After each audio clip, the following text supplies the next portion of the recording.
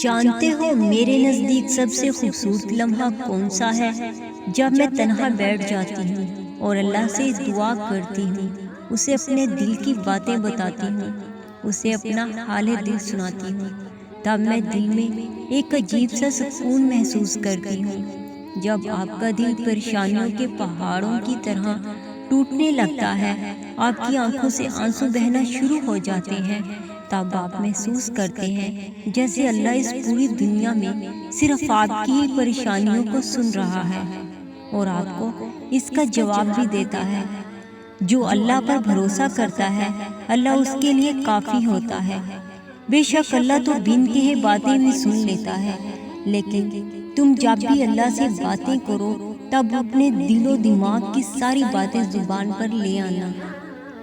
یہ مت کہنا کہ میں تو بہت گناہ گار ہوں، اللہ تو مجھ سے ناراض ہوگا، اتنی آسانی سے کیسے راضی ہوگا، میری دعا قبول نہیں کرے گا۔ نہیں، اللہ تو کہتا ہے تم اتنا گناہ کرتے ہو جو آسمان کی چھت کو چھو جائے، تب بھی تم آدھی زبان سے یہ کہو گے اے اللہ مجھے معاف کر دے تو میں تمہیں معاف کر دوں گا۔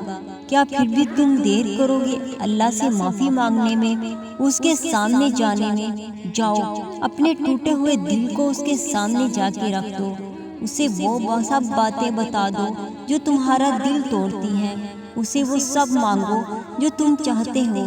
اللہ سے ہر اس چیز کی شکایت کرو جو تمہیں تکلیف دیتی ہے، وہ پھر اپنے ہی طریقے سے سب کو سبق سکھائے گا، ان سب کو تم سے دور کر دے گا جو تمہیں اذیت دیتے ہیں، وہ تمہیں ان سب سے نواز دے گا جس کے لیے تم نے کبھی ہاتھ بھی نہیں اٹھائے ہوں گے، جس کے ملنے پر تم ساری زندگی سجدے میں گزار دیتے تو بھی کم پڑ جائے گا۔